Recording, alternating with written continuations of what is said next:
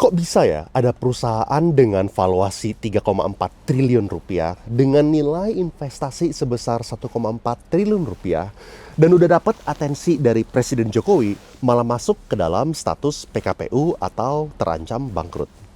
Yang paling gila, dari 1,4 triliun, 70%-nya atau sekitar 1 triliun rupiah itu baru mereka dapatkan 19 bulan lalu, bulan Mei tahun 2021.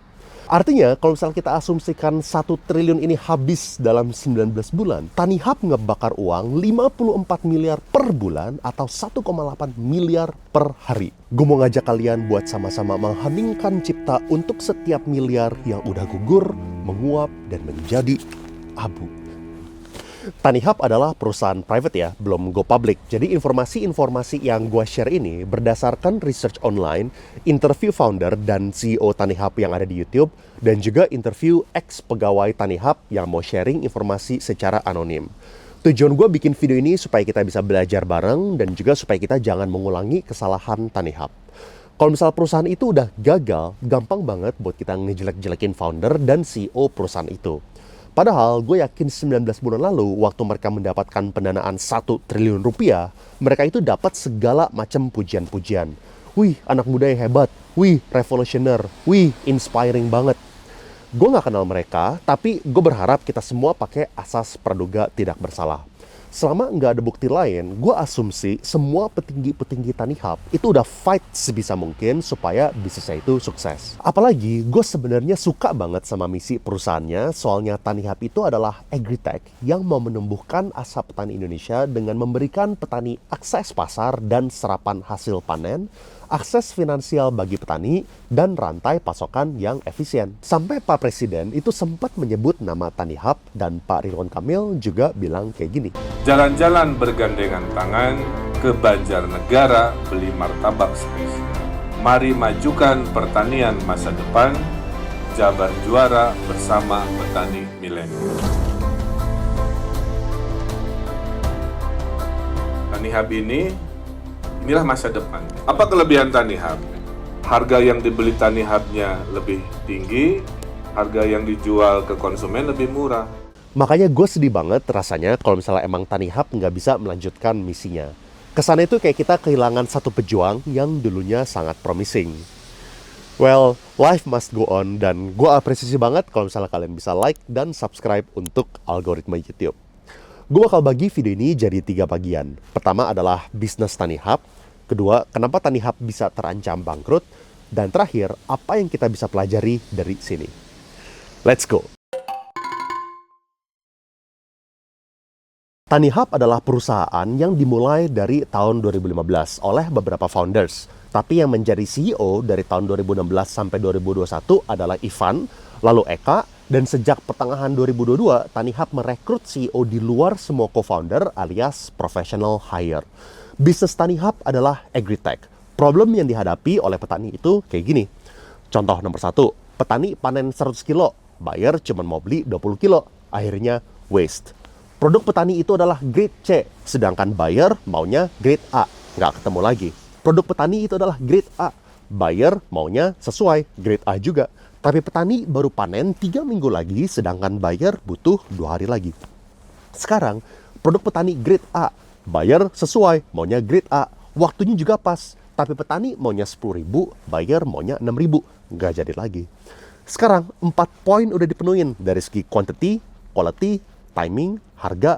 Tapi kalau misalnya logistiknya itu nggak pas, sayurnya itu kebanyakan di jalan, akhirnya kualitasnya drop juga. Jadi kelihatan kan, ini tuh masalah yang sebenarnya super kompleks. Dan gara-gara ini, petani yang awalnya punya 5 hektar, dia nggak berani nanam 5 hektar.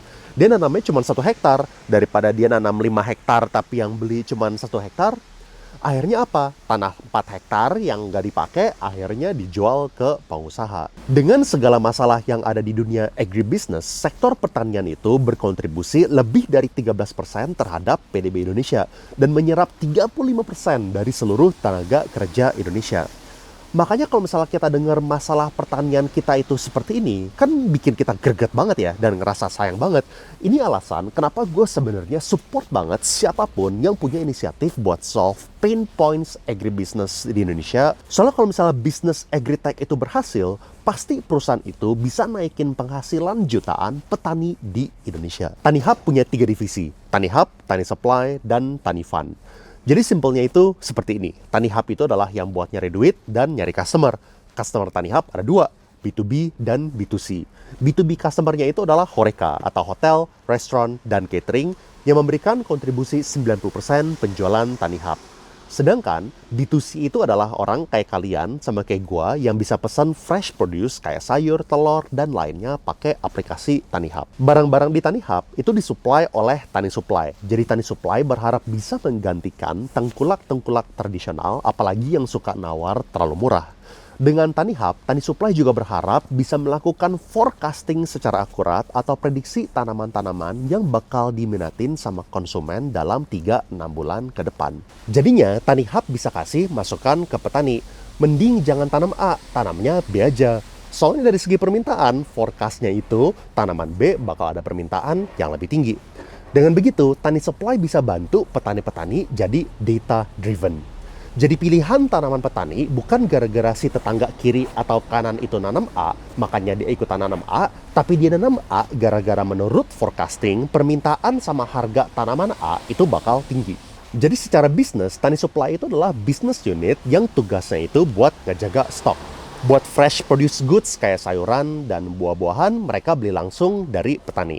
Untuk yang non-fresh kayak misalnya gula, tepung, itu mereka lakukan sistem consignment. Supaya kalian dapat konteks berapa besar Tani Supply ini, gue mau kasih unjuk NFC atau National Fulfillment Center TaniHub Group yang diresmiin sama Menteri Pertanian. NFC ini terus terang ini salah satu kebanggaan besar kita. Kenapa? Karena kita adalah startup pertanian pertama yang nggak cuma berani mendirikan NFC, tapi ini juga didirikan 100% dari ide teman-teman TaniHub Group sendiri.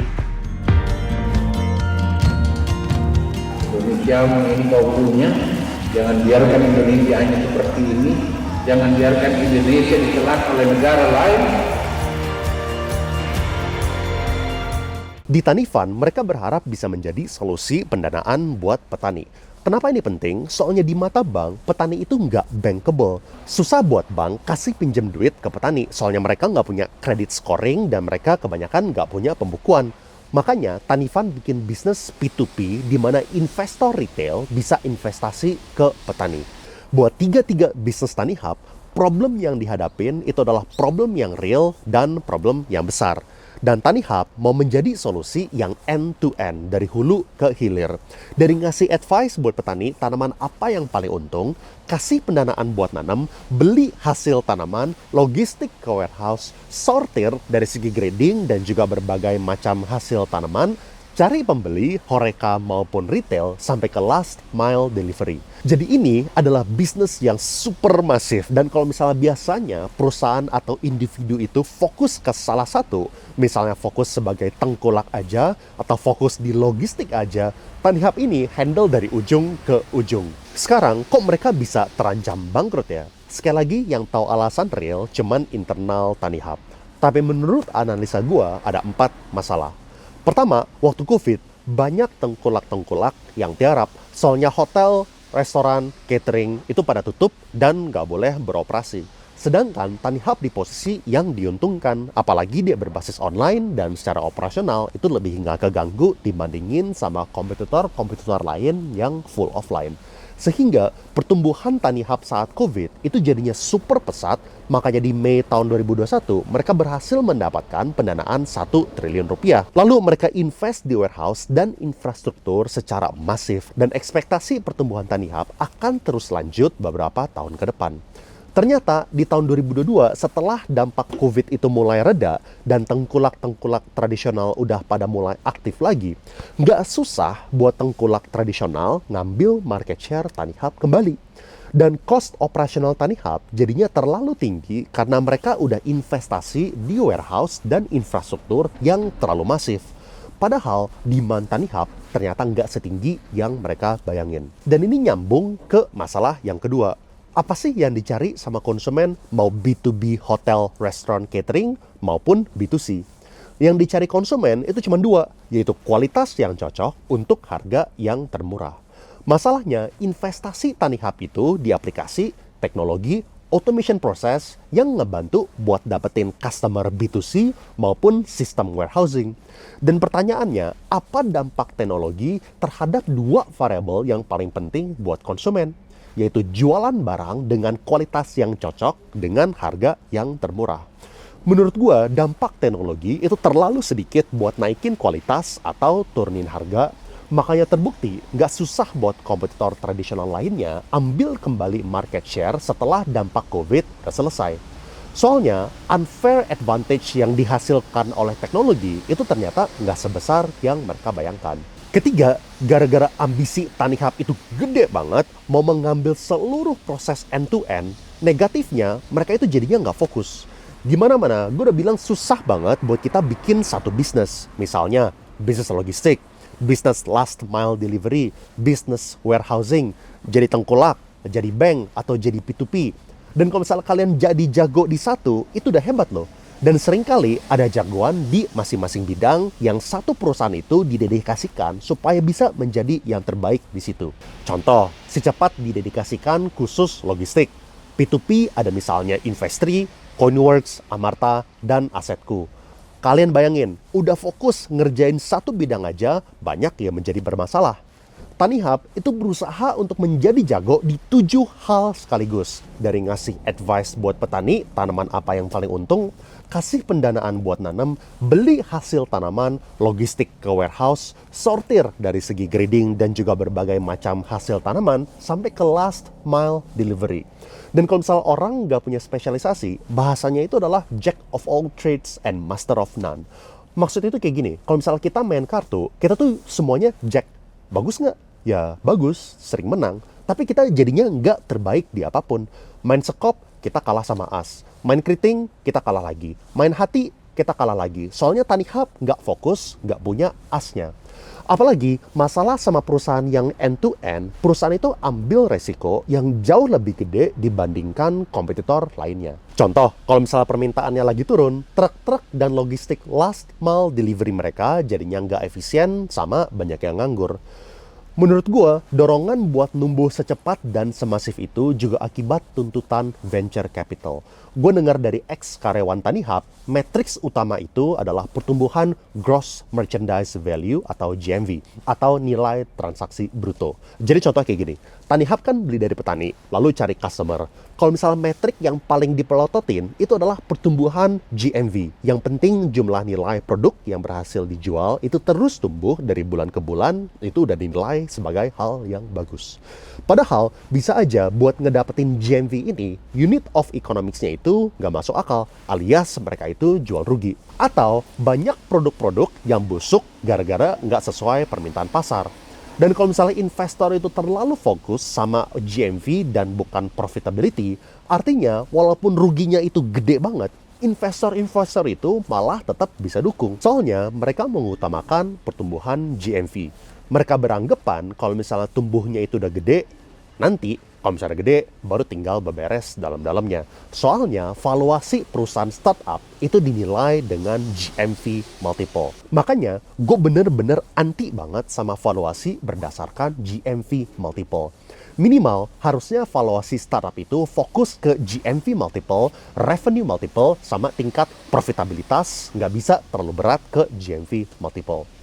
Masalah terakhir adalah Tanifund. Sayangnya, ada alasan kenapa petani itu dianggap nggak bankable. Teorinya, Tanifund itu bisa punya competitive advantage buat ngedanain petani-petani, soalnya Tani Supply udah beli hasil tanaman petani-petani yang mereka bakal kasih dana. Jadi udah ada semacam track record. Petani nggak bisa ngasal minta 1 miliar misalnya, kalau misalnya omset mereka cuma 100 juta. Tapi ada 3 masalah. Pertama, petani bisa gagal panen. Kalau misalnya gagal panen, duit investor langsung hilang semua. Kedua, kalau misalnya petani berhasil panen, ada petani nakal yang malah jualin hasil panennya ke tengkolak, lalu mereka tinggal bilang ke Tanifund bahwa mereka gagal panen. Ini investornya juga tinggal gigit jari. Terakhir, panennya bisa sukses dan tani supply bisa dapat hasil tanam dan bawa ke warehouse. Tapi bisa aja permintaan pasar malah udah beda. Jadinya tani hub beli barang yang udah nggak diperluin sama pasar. Masalah-masalah ini mengakibatkan investor nggak bisa dapat uang yang mereka awalnya investasikan. TKB 90 mereka itu di angka 36,07%. Artinya, dalam 90 hari terakhir, cuma 36% petani yang pinjam uang itu berhasil mengembalikan uangnya. Ini kan gila banget. Artinya apa? Kalau misalnya 2/3 dari investasi gue itu bakal angus, gue perlu bunga sebesar 300% supaya gue bisa cuan. Soalnya, kalau misalnya gue masukin 100 juta, lalu 2/3-nya itu angus, berarti 66,6 jutanya itu angus, lalu 1/3-nya yang balik modal, itu bisa kasih gue 300% return, keuntungan gue dari 33 juta itu menjadi 99 juta, dan kalau misalnya gitu, berarti return aktual gue setelah dikurangin yang gagal bayar, itu net return-nya cuma 30%. Makanya TKB 90 di angka 36% itu parah banget. Dan investor-investor rencananya mau gugat Tani Hub. Ngeliat kayak gini, gue sebenarnya benar-benar ngerasa sedih sih. Tapi gue benar-benar berharap banget player-player agritech lainnya bisa eksekusi dan meneruskan impian mereka. Supaya bisnis agriculture di Indonesia bisa terus maju. Kelihatannya player yang strong saat ini itu adalah Sayur Box yang baru aja mendapatkan pendanaan 120 juta dolar di Series C mereka, dan mereka juga baru mangkas 5% karyawan mereka. Apa sih yang kita bisa belajar dari sini? Menurut gue ada beberapa hal. Setiap perusahaan harus punya spesialisasi dan strong point yang benar-benar membedakan perusahaan itu dari yang lain. Lebih baik kita punya satu kartu as dibandingkan kita menjadi jack of all trades and master of none. Kedua, kalau misalnya kalian mau invest, misalnya di P2P, harus paham P2P ini buat apa? Harus bisa pahami resiko investasi usaha yang masih belum terbukti dengan P2P lainnya, kayak misalnya buat invoice financing dan buat P2P yang hal-hal konsumtif. Jangan tergiur sama return yang seakan-akan lebih tinggi dari pasar. Secara general, kalau misalnya ada yang janjikan high return, pasti high risk juga. Apalagi di kasus Tanifan, extremely high risk dan returnnya cuma medium. Jadi sebenarnya nggak matching. Ketiga dan terakhir, kalau misalnya kalian ini adalah player yang kecil, tengkulak, UMKM, punya bisnis transportasi, kalian nggak perlu takut sama raksasa yang gede yang punya pendanaan ratusan miliar bahkan triliunan. Soalnya kalian tetap punya sesuatu yang pengusaha raksasa itu nggak punya, dan kalian nggak boleh ngerasa minder. Dibanding seluruh video yang gue bikin, sebenarnya gue paling bangga sama satu video ini di mana gue jelasin kenapa gue jadinya tertarik banget investasi di warung. Dan kalau misalnya kalian pemilik UMKM atau tertarik mulai usaha, kalian wajib klik di sini. Dan kalau misalnya kalian mau tahu perusahaan lain yang punya valuasi 1 triliun tapi terancam bangkrut kayak Tani Hub, kalian bisa klik di sini. Seperti biasa, I will see you in the next video.